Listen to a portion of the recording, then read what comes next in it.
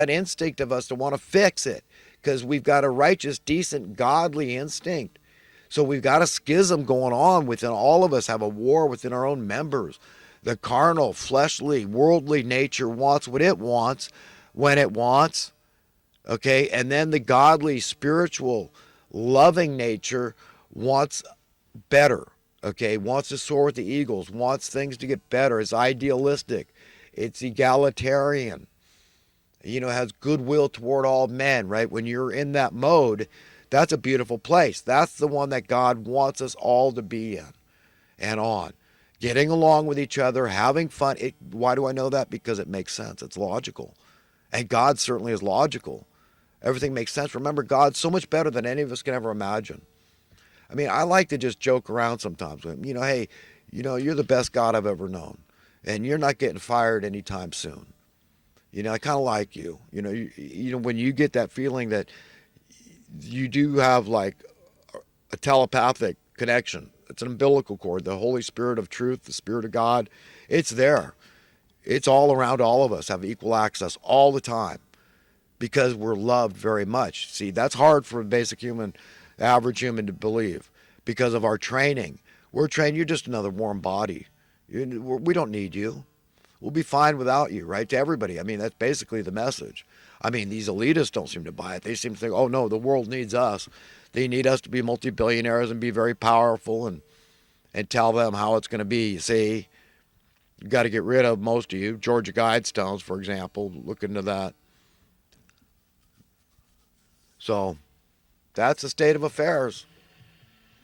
That's our reality on planet Earth in the 21st century. That's where we're at. And it is the hand of God that's going to see the rubber meet the road, but it's a very scary time because evildoers are demonic and they're just going to act up. They're just going to try to pretend it's not happening to them.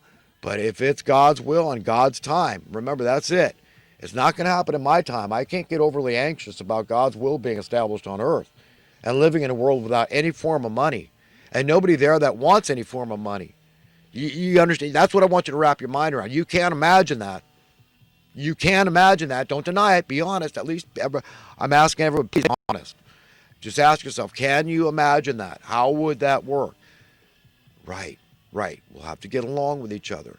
Start really living by the golden rule, treating others the way we want to be treated, really giving a damn, really caring, really loving. That's simple. Putting God first, saying, God, what do you want? And it's very clear that I want you to do this. Get along with each other like brothers and sisters. All my children. That's what I want. That's all I ask of you. My yoke is easy. My load is light. I just want you to be my friends. And to serve me is simple. It's easy. It's like falling off a log. Anybody can do it. A little child can understand it and do it.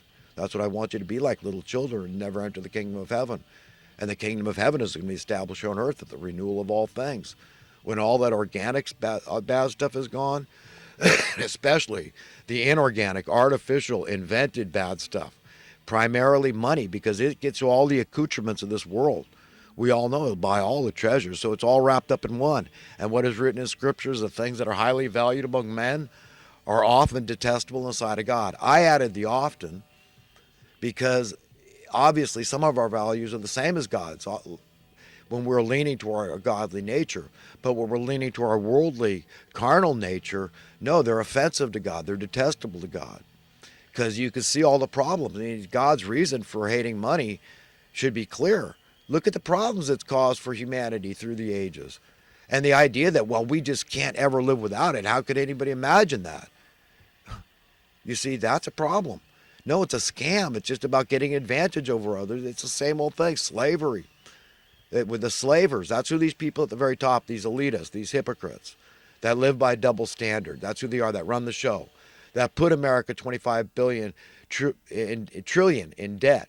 Okay, that's who they are. I mean, I'm thinking back to Ronald Reagan. I think he was on the Johnny Carson show or something. I can't remember what show it was, talk show, back in the 80s, and he was freaked out about it. 25 billion, I think it was, debt, national debt. To give you an idea how fast this thing happened. I mean, how these people have just done this right under our noses. You understand? And the idea they get diluting the money. That's how they keep on walking this tightrope. This is the pulling the rabbits out of the hat. It's just right under your nose. The Fed comes out and says, oh, we're going to cause inflation. Well, as if he has that power in his dreams, in his wettest of dreams. He's going to cause inflation because there's no way in hell. I mean, anybody can see the writing on the wall. I mean, people are tanked out, man. They're taxed out. They know it. This day was coming anyhow. They knew they could only hold the dam back so long. They knew the floodgates were going to come pouring down on them. The people were going to get wise. That's that snowball of information, knowledge, and wisdom.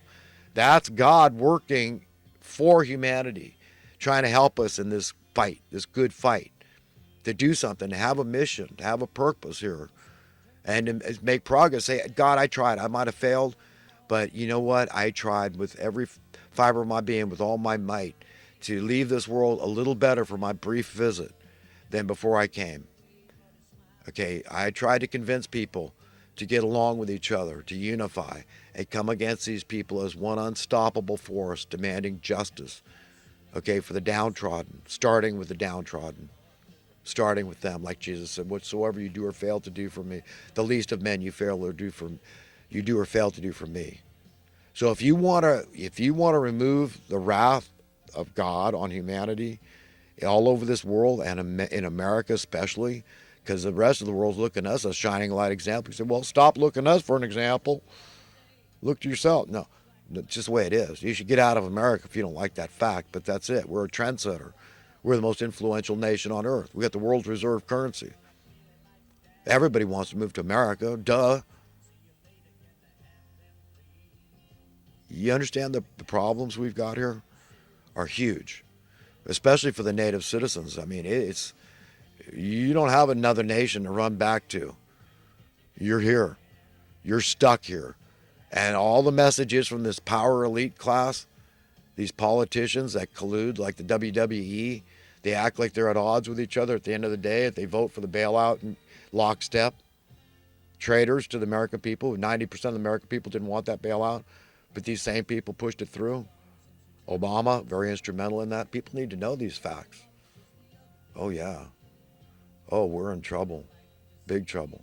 But the difference is that knowledge, you can't stop it.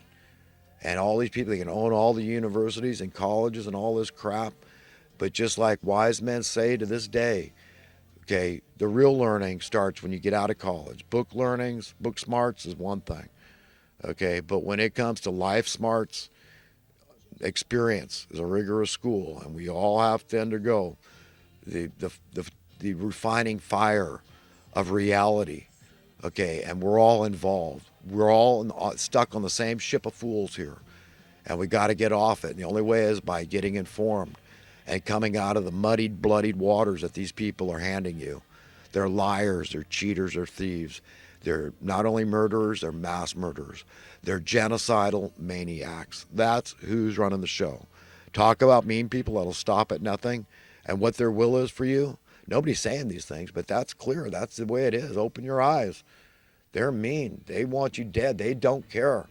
Third, fourth world country in America, they don't care.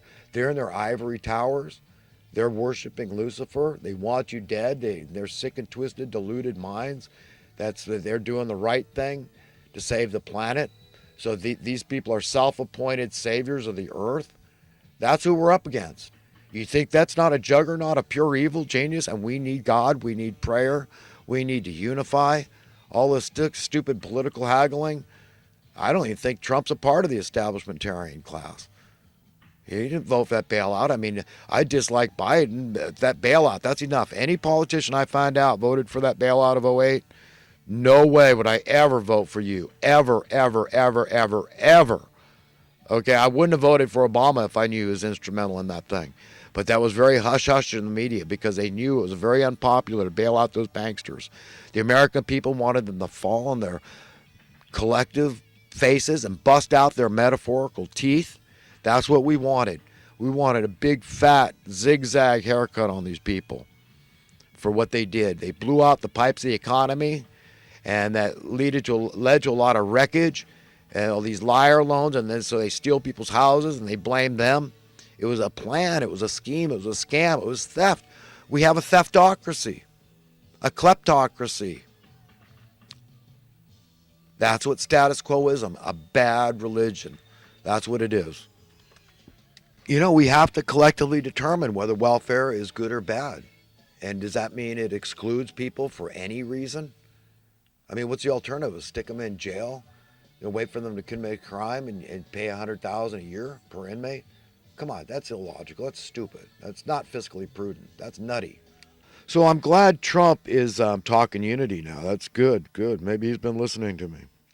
I discuss health because, like that cliche statement, health is wealth.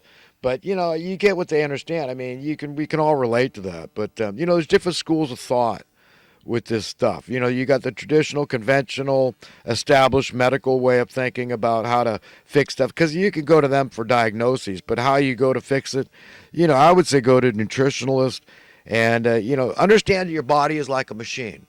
And you got to, for example, the brain needs plenty of B vitamins. B complex is very important. So, I mean, if you're having trouble with thinking, I mean, B complex is it. You look into it. You just got to look into it. It needs a lot of stuff.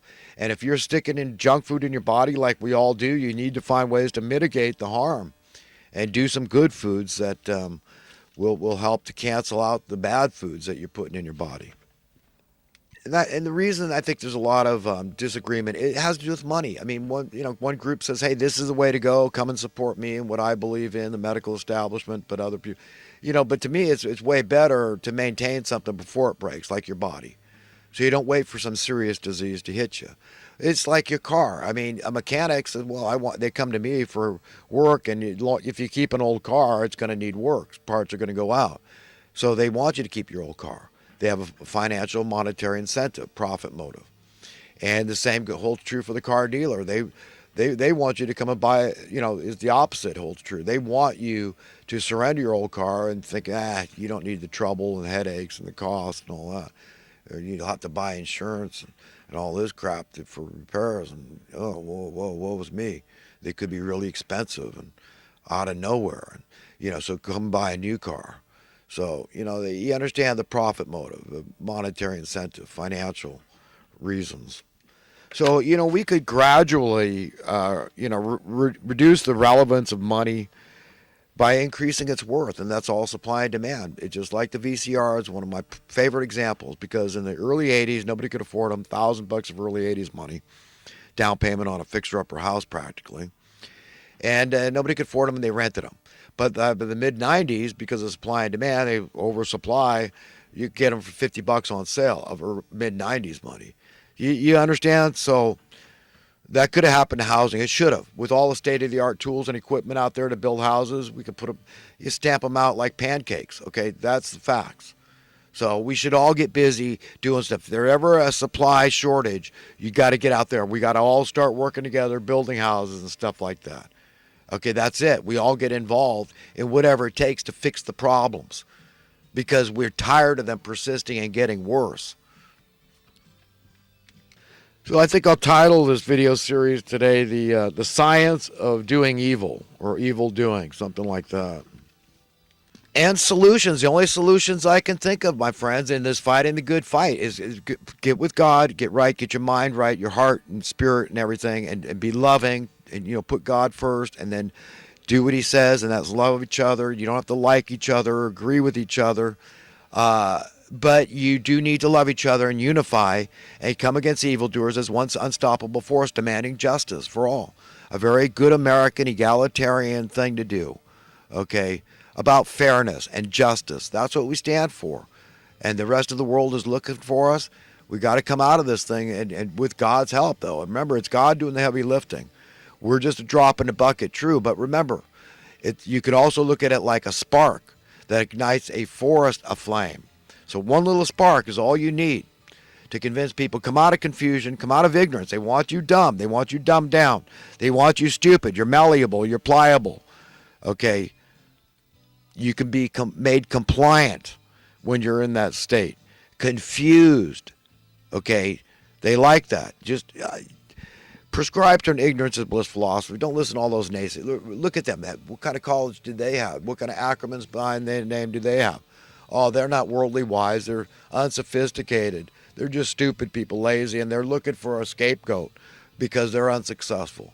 Oh, I understand the mind of these people. So it's like, whoa, nobody says these things, but it's like I'm getting them through telepathic transmissions or some damn thing. God is showing me these people are some bad actors, man. We got remember at the separation of the wicked from the righteous, all those people. Remember, there's only two sides you can go, one place or the other. Your heart has to be pure. You got to want to live in the world that's exactly the kind of world that God wants us to live in. A world without any form of money. It's an invention of evil men to steal from righteous men. Do you understand? That's all money is